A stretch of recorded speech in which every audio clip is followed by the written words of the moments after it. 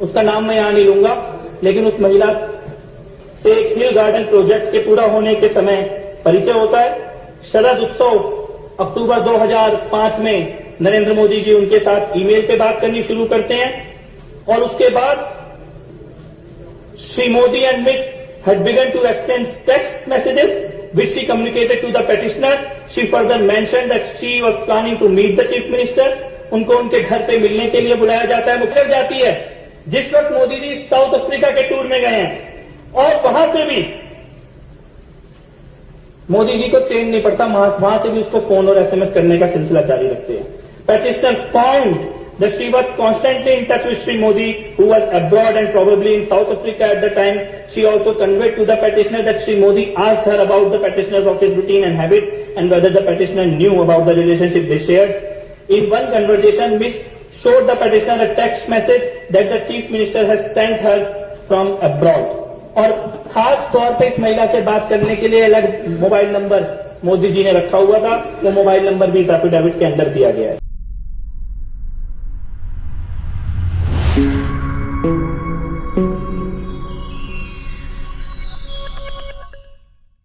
दुबे मुंबई से। कैसे हो अंडबक? तो कहां? गटर गोबर? नहीं, साले गटर तो गटर। ठीक है, आज मैं बात करूंगा तुम्हारे नए बाप की। नया बाप मालूम है ना?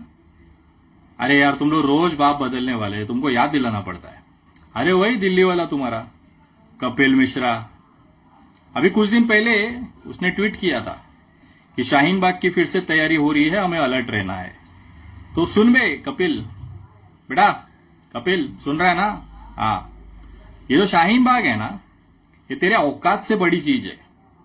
और तू क्या, तेरी पूरी जो ऊपर नीचे बैठे हुए लोग हैं ना, वो पूरा अपना पिछवाड़ा लगा देंगे ना, तो भी ये बंद नहीं कर सकते। ये संविधान ने हमें दिया हुआ अधिकार है और शाहीन बाग चलता रहेगा। तुम्हारे अंदर जितना भी गुर्दा होगा, दम होगा ना, रोक के दिखाना। तुम लोग साले पीछे से वार करने वाले, कभी सामने से भी आया करो रे। कब तक पुलिस के पीछे छुप के फायरिंग करेगा? कब तक पुलिस के पीछे छुप के लड़ेगा रे? देखा हमने दिल्ली में दंगे के टाइम पे तेरा पुलिस के पीछे छुप के बहुत बड़ा शेर बनता है। आप लोगों को पता है ये कपिल मिश्रा आज तक बचा क्यों है? कपिल मिश्रा के ऊपर कोई कार्रवाई क्यों नहीं हुई? कपिल मिश्रा ऐसे आजाद क्यों घूम रहा है? उसके पीछे एक कारण है। उसके पास एक सेक्स सीडी है जिसमें एक पुरुष और एक महिला करते हुए दिख रहे हैं, और उस सीडी के दम पे वो बंदा पूरे भारत में जहर फैला रहा है, दंगे भड़काता है, सारी चीजें खुलेआम करता है, लेकिन उसके ऊपर कोई कार्रवाई नहीं होती। उसका कारण है वो सीडी। और ये सीडी किसकी है? ये कपिल मिश्रा बता रहे हैं अपने मुंह से। जरा सुनिएगा वो क्या कह रहे हैं, किसके बारे में कह रहे हैं और क्यों कह रहे हैं। वो सीडी में आखिर ऐसी क्या चीज है जिसकी वजह से आज तक पुलिस उस पर कार्रवाई नहीं करती है? भारत के प्रधानमंत्री जी, भारत के गृह मंत्री जी चुप क्यों हैं? आखिर कपिल मिश्रा भारतीय जनता पार्टी को क्यों ज्वाइन किया और आखिर उसके ऊपर कार्रवाई क्यों नहीं हुई? उसका एकमात्र कारण है ये सेक्स सीडी। और ये सेक्स सीडी किसकी है ये कपिल मिश्रा बताएगा आज अपने को। और खास करके अंडभक्त तो ये वीडियो जरूर देखो। तुम्हारे पापा के चरित्र हनन की एक एक डिटेल में उन्होंने पूरा डिटेल दिया है। आज की वीडियो हर भारतीय तक पहुंचनी चाहिए। ये जरूरी है देश को जानना कि आखिर वो सीडी किसकी थी और आखिर कपिल मिश्रा इतना डंके की चोट पे कैसे बोल पाता है। देखिए कपिल भाई, जरा डिटेल में बताना। पंजाब नहीं माफ करेगा। इस एफिडेविट को देखिए आप। ये प्रदीप शर्मा नाम के आईएएस अधिकारी हैं सुप्रीम कोर्ट के अंदर। और ये क्या लिखा है इस एफिडेविट में? मैं चाहता हूं सभी सदस्यों को इस एफिडेविट की प्रतियां जरूर दी जाए और सदन के रिकॉर्ड में ये एफिडेविट मैं आज दूंगा। सदन के रिकॉर्ड में ये एफिडेविट रखा जाए। एफिडेविट में लिखा है, chief minister Shri Narendra Modi visited Kutch to inaugurate the hill garden project and upon its completion it was the time when he was introduce to an architect. उसका नाम मैं यहां नहीं लूंगा, लेकिन उस महिला से हिल गार्डन प्रोजेक्ट के पूरा होने के समय परिचय होता है। शरद उत्सव अक्टूबर 2005 में नरेंद्र मोदी जी उनके साथ ईमेल पे बात करनी शुरू करते हैं और उसके बाद Shri Modi and miss had begun to exchange text messages which she communicated to the petitioner. She further mentioned that she was planning to meet the chief minister. उनको उनके घर पे मिलने के लिए बुलाया जाता है मुख्यमंत्री महोदय के और शरद उत्सव के अगले दिन सुबह 7 बजे Following morning at the site of Sharad Utsav at approximately 7 a.m., the petitioner was in the presence of Sri Modi when Miss arrived and the conversation between them assured the petitioner that Sri Modi and Miss were in fact exchanging personal text messages, emails and or direct conversation. और यहां से जब बात आगे बढ़ती है तो पता लगता है वो महिला बताती है petitioner को कि Sri Modi in his office he would freely interrupt scheduled meetings walking out of his office on senior officials in order to speak to her privately. बहुत जोर शोर से प्राइवेट कन्वर्सेशन के बारे में विजेंद्र गुप्ता बोल रहे थे। यहाँ पे सुप्रीम कोर्ट के पिटीशन में लिखा हुआ है, सुप्रीम कोर्ट को एफिडेविट देके लिखा गया है, मोदी जी मुख्यमंत्री होते हुए अपनी मीटिंग छोड़ के बाहर निकल जाते थे इस महिला से अकेले में बात करने के लिए। अधिकारियों से कहते थे मुझे कोई डिस्टर्ब नहीं करेगा, अब मेरे को केवल इस महिला से बात करना है, और राजपाट का सारा काम छोड़ के उस महिला के साथ बात करने निकल जाते थे। Second week of March 2006, at approximately 5 p.m., Miss called the petitioner and conveyed that she had just landed in Ahmedabad and was planning to visit Bhuj. शाम को 5 बजे वो अहमदाबाद में उतरती हैं फ्लाइट से। इस आईएएस ऑफिसर को फोन करते हैं कि मैं अहमदाबाद आ गई हूं और अगले दिन मैं भुज जाने वाली हूं, लेकिन थोड़ी देर के बाद उनका फोन स्विच ऑफ हो जाता है। 2 days later, at approximately 11 a.m., Miss called the petitioner and conveyed that she was at the residence of Sri Modi ji. 2 दिन तक फोन स्विच ऑफ रहता है और 2 दिन तक स्विच ऑफ रहने के बाद 2 दिन के बाद 11 बजे वो वापस एक petitioner को कॉल करती है और बोलती है कि मैं 2 दिन तक मोदी जी के घर पे मेरे को रखा गया था और इसीलिए मेरा फोन स्विच ऑफ था। When she landed at Ahmedabad airport, she was received by Sri O.P. Singh, Sri Modi's deputy, and was escorted in a vehicle to Chief Minister's residence. Modi ji के डिप्टी ओपी सिंह उनको लेने आते हैं airport में, अपनी गाड़ी में बैठाते हैं और सीधे मोदी जी के घर लेके जाते हैं। और कैसे लेके जाते हैं? She was advised to switch off her cell phone. तो कहते हैं अपना फोन बंद कर दो। And entered the Chief Minister's residence through rear door. कहते हैं सामने के दरवाजे से नहीं आना, तुम्हें पीछे वाले दरवाजे से अंदर लेकर जाएंगे घर के। उस महिला का फोन बंद करा के सरकारी गाड़ी में बैठा के पीछे वाले दरवाजे से नरेंद्र मोदी के घर लेके जाया जाता है। और उसके बाद she was taken to the first floor and given a room across the chief minister's bedroom. उसको फर्स्ट फ्लोर में ले जाते हैं और मोदी जी के बेडरूम के बगल वाले कमरे में कहते हैं तुम्हें यही रहना होगा। अगले दिन वो महिला लिखती है कि होली का त्योहार था। अगले दिन बहुत सारे लोग मोदी जी से मिलने आए, लेकिन मोदी जी केवल थोड़ी देर के लिए नीचे गए मिलने के लिए, उसके बाद वापस कमरे में आ गए। उन मिलने वालों में आनंदीबेन पटेल भी गई थी। Shri Modi attended to them briefly and return to his quarters. बहुत थोड़ी देर के लिए लोगों से मिले, उसके बाद अपने कमरे में वापस आ गए। ये महिला इस बीच में बीमार भी होती है। She developed a fever and requested a physician. वो कहते हैं मेरी तबीयत खराब है, किसी डॉक्टर को बुला दो। तो मोदी जी क्या कहते हैं उससे? मोदी जी उससे कहते हैं कि calling a physician is impossible. Doctor को तो हम बुला ही नहीं सकते, किसी को पता लग जाएगा कि तुम यहां पे आई हो। और उसके बाद मोदी जी उसको अपने जीवन की घटनाएं सुनाने लग जाते हैं और अगले बार उसको कार से भेजा जाता है। इसके बाद इसी एफिडेविट में लिखा है जो सुप्रीम कोर्ट के अंदर जमा किया गया है कि वो महिला भावनगर जाती है जिस वक्त मोदी जी साउथ अफ्रीका के टूर में गए हैं, और वहां से भी मोदी जी को चैन नहीं पड़ता, वहां से भी उसको फोन और एसएमएस करने का सिलसिला जारी रखते हैं। Petitioner found that she was constantly in touch with Sri Modi, who was abroad and probably in South Africa at the time. She also conveyed to the petitioner that Sri Modi asked her about the petitioner's office routine and habits and whether the petitioner knew about the relationship they shared. In one conversation, Miss showed the petitioner a text message that the chief minister has sent her from abroad. और खास तौर पे इस महिला से बात करने के लिए अलग मोबाइल नंबर मोदी जी ने रखा हुआ था, वो मोबाइल नंबर भी इस एफिडेविट के अंदर दिया गया है। इसके बाद इससे भी ज्यादा खतरनाक बात होती है। पेटिशनर प्रदीप शर्मा जिन्होंने सुप्रीम कोर्ट में एफिडेविट दिया, इनके पास एक लेटर आता है कि एक सीडी है इस महिला की किसी व्यक्ति के साथ सेक्स करते हुए, और वो सीडी जो है वो सरकार के पास है, इसीलिए प्रदीप शर्मा इस महिला से मिलना बंद कर दें।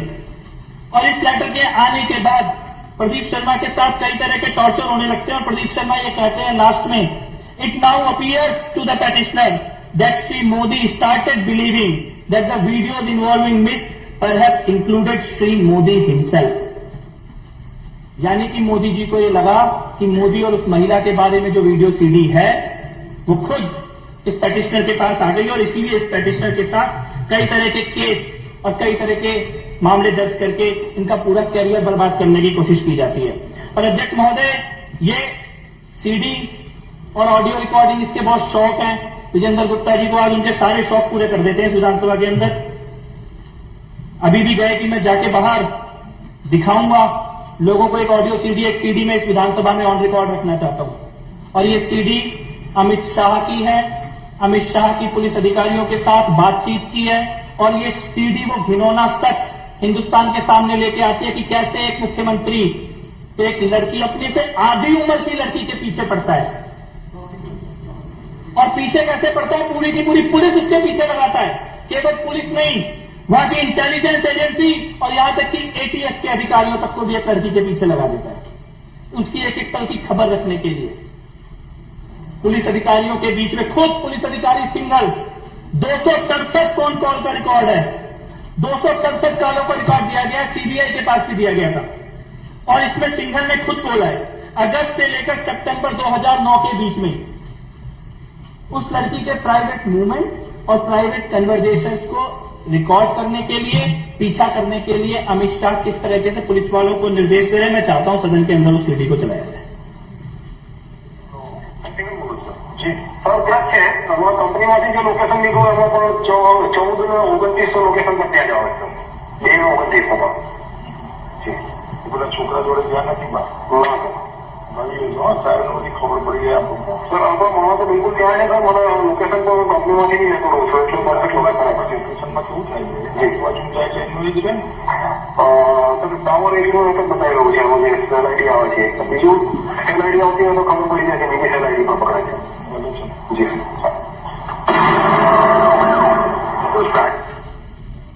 इसमें अमित शाह जी सिंघल नाम के अधिकारी को कह रहे हैं कि वो जहां गुजराती में ये बात कह रही है और उनको ये बोल रहे हैं कि उस जगह के मोबाइल टावर की सारी रिकॉर्डिंग ले लो, जिस होटल में वो रुकी है सारी रिकॉर्डिंग ले लो, और जो लड़का उस लड़की से मिलने के लिए आने वाला है उसके सारे डिटेल चाहिए। आगे चलिए। जवाना की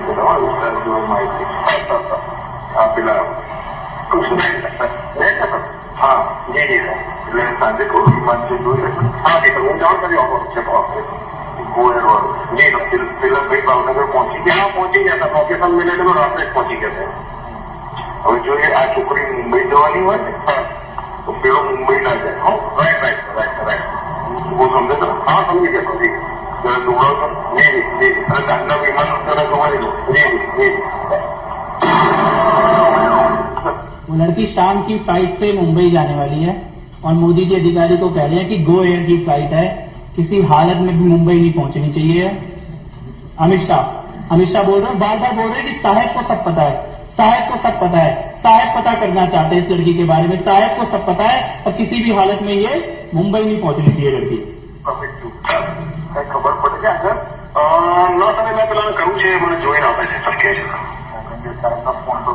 नहीं मन जान करे છે સર 10-15 મિનિટ લાગશે એરપોર્ટ પર શું થયું સર પેલો છોકરો મૂકીને નીકળી ગયો છે પણ માણસો હજુ ત્યાં છે, હજુ ફ્લાઇટ ઉપડવામાં 10 મિનિટની વાર છે જી સર મેં જોઈ લીધી છે, હોટલ પણ જોઈ લીધી છે, માણસો પણ બરાબર ગોઠવાયેલા છે, તમામ વ્યવસ્થા થઈ ગયેલી છે ત્યાં મતલબ મેઇન ગેટની સામે જ આપણો એક માણસ ગોઠવાઈ ગયો છે એટલે ત્યાંથી નીકળશે ત્યાંથી ફોલો ચાલુ થઈ જશે એનો બહાર ગયે બહાર મેઇન રોડ પર બી એક માણસ છે, આગળ પણ એક માણસ છે આપણે એક અંદર ખાતી કરેલો જી ખાતી કરે સર પેલું ઇન્ટરનેશનલમાં એવું આવ્યું છે કે એક દિવસ એક્સટેન્ડ કરાવે છે આના પર એવું એ તો બરોબર જી હવે સદે ખાતરી કરેલો સર જી જી હા સર પછી મને ફોન જી જી જી જી જી સર જોડાવો તો મહેમાન અંદર જી જી સર હાજી હાજી સાહેબ નસર વાસ્તે લોકો સાથે બહાર થઈ ગયા આપણે માણસો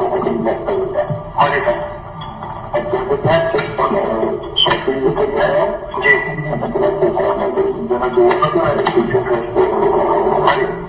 अध्यक्ष महोदय, इसमें अमित शाह कह रहे हैं कि मोदी जी मेरे साथ ही बैठे हैं, साहब मेरे साथ ही बैठे हैं।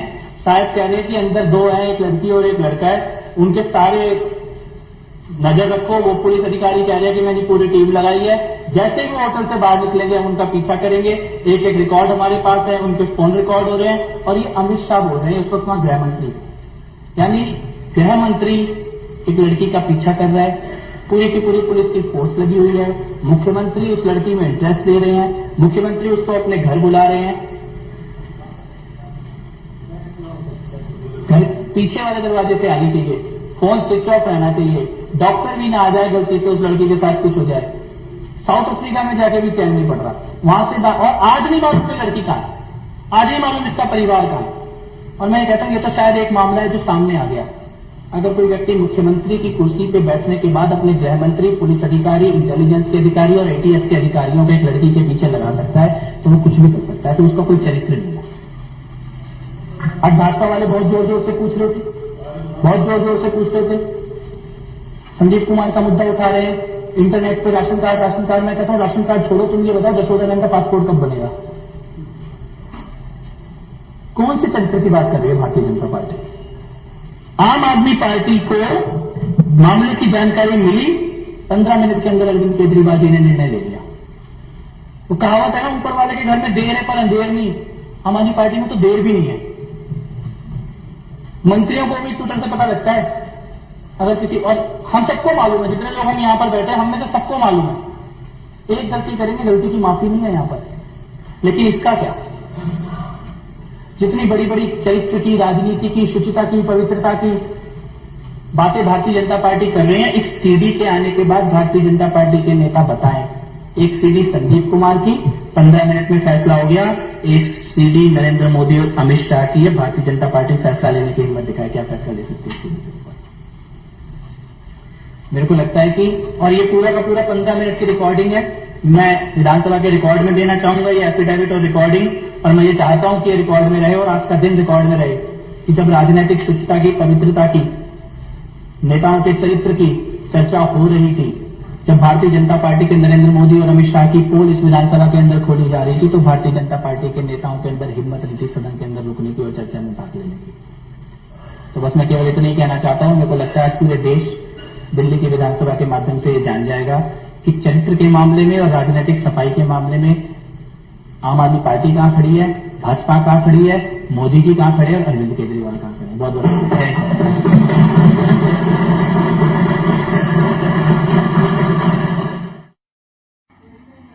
टपाटप टपाटप। मेरे को समझ में नहीं आता वो मामले में आगे हुआ क्या। क्या ये कोई पूछ सकता है कपिल भाई से कि कपिल भाई वो सीडी है कहां पे, और आखिर आपके पास इतने सबूत होने के बाद भी आपने उसे जनता के सामने क्यों नहीं लाया?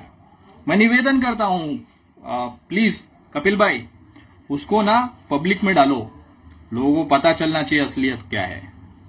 अरे यार अकेले अकेले देखोगे क्या? हमको भी तो दिखाओ कौन है भाई।